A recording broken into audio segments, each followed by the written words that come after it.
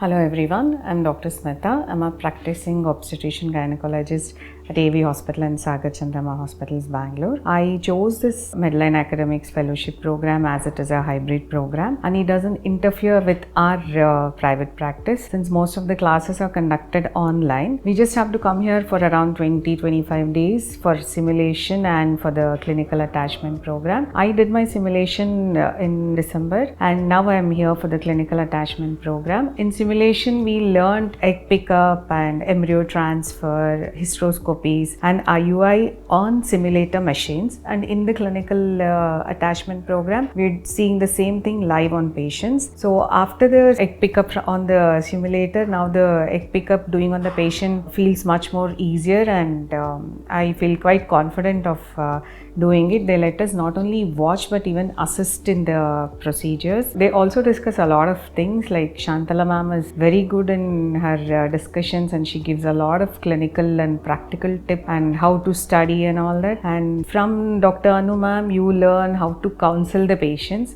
I think she's got all the patients in the world and she can go on explaining the same thing to the patients 100 times to ensure that they have understood and they are going ahead with the procedure. We get to see a lot of tricky and very high risk fertility cases, patients who have failed multiple times in IVF and then coming here for the same and getting pregnant. So we get to see a lot of stimulation protocols which is tailor-made to different patients and their requirements. Talking about a few interesting cases that I saw here, we saw one patient who actually was stimulated for IUI, but since she developed a lot of follicles along the way, she was counseled to go ahead with IVF, which she did, and now we've got almost 19 oocytes for her.